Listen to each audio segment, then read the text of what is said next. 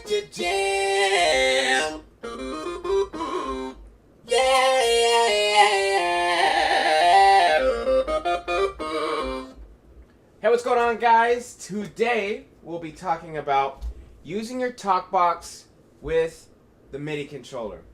So before we get started, please hit that subscribe button. Make sure you hit that alert button so that way you get the freshest videos straight to your device. Also, please check out my sound library, Zource. It's for Machine, Contact, and Reason. And if you buy the original pack, all expansions will be half off. Also, please check out Dilio T2K's Chemicals. It's a massive library for massive. And if you like his beat remakes, please get it. Links are all in the description. Okay, so before we go, I do ask that you have some kind of idea of creating submixes in your DAW or your standalone synthesizer. Sometimes a standalone synthesizer could be a massive. It could be Omnisphere now, which is pretty cool. It could also be any standalone synthesizers, okay? Because you got like Zeta, that's pretty cool. Now, with that being clear, I'm going to be talking a lot, so I apologize if you say, oh man, this guy's talking a lot. This is an important subject. This is something I haven't covered in videos at all, period, because it's so difficult. Back when I started, typically a lot of people had the M-Box and Pro Tools, so it was really basic, really simple, but now we're expanding onto a bunch of different DAWs and softwares, and you have to make sure you have your professional gear with your on-your-road gear.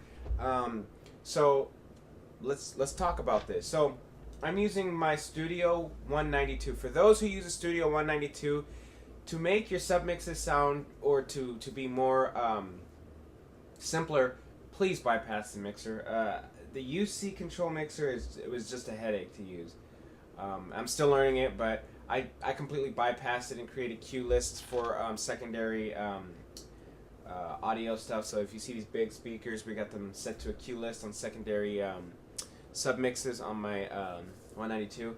Now, for those who don't have a high-end audio box, a lot of people like me, when they started, my very first audio box was the M Audio, but next was the Sapphire, Focusrite Sapphire 6 USB.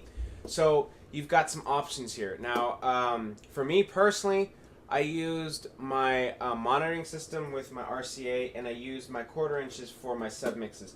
So let's talk about that. Now, as you can see on the screen here, I'm using Studio One's default stock synthesizers.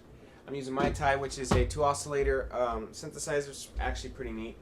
And I created that Talkbox patch you heard on there through that. Now, what I did was I created a submix. So in the back of my audio device, my interface, which is 192, I have 8 sub-outputs. So again, with the mixer bypassed, I created a sub-output to send to sub-1, which is the sub-output 1 into the input of my Talkbox.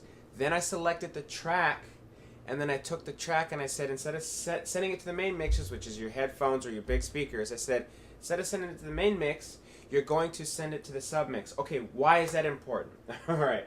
Now, it's important because when you have your main mix, just let's look on the screen. When you have your main mix, right, you're going to want to be able to record music, correct?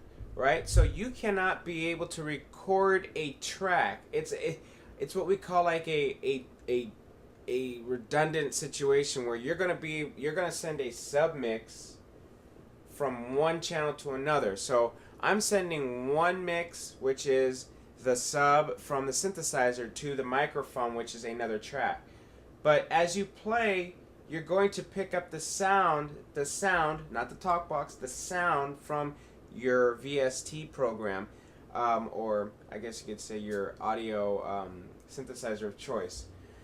And you don't want to record that. You want just that track to be able to sub out the sounds that you're going to put back into the mic.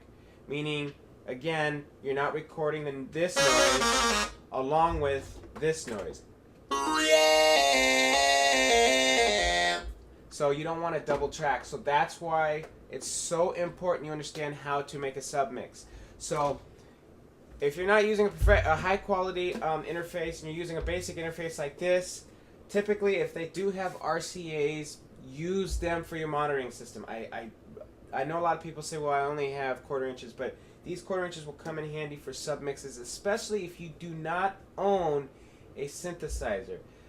A lot of people have been asking me this question all the time. How do I set up my MIDI controller to my Talkbox? So let's get the basics out of there. No sound comes from your MIDI controller. Again, no sound comes from your MIDI controller. I'm only using my keyboard, MIDI keyboard, to send signals to right here, the Midi, to make these notes. I then created a submix, as you can see right here. It's not on my main, it's on my sub. I created a submix. Now again, if you do a submix, we'll hit a submix here. I don't know if you can hear it, but I'm only hearing the submix come from my, or the main mix coming from my main left-right speakers. I don't want that. Again, I want to make that my sub. This is a really tough subject to follow. Like I said, I've had so many people ask me this, and it's been really hard to make a video because people use so many DAWs. I don't know how all the DAWs work. I'm really familiar with Pro Tools and Reaper, so you just have to know how to sub your interface out from the main track. That's the really most important thing you need to do. Once you have that, you now have a Talkbox being controlled by the MIDI controller through your VST AU standalone synthesizer of choice. So I hope this video kind of hits the basics of how the MIDI controller using your Talkbox works.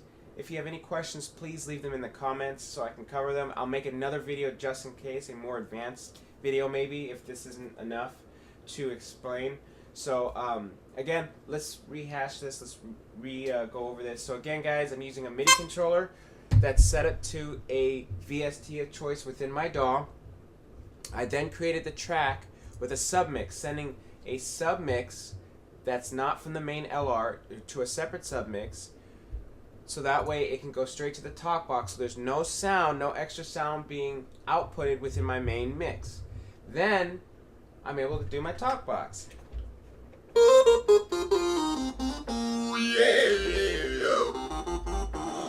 Baby, baby, baby, baby, more bounce, more bounce, much more bounce, baby, baby, baby. And there you have it. So if you like this, please check out my sound library, Zource, Martin Ross, and it's in the links, in the description, in the links, it's from Reason Machine and Contact. Please check out Dilio T2K's massive library. It's called Chemicals. It's awesome if you like his beat remakes. He has a lot of those sounds in there.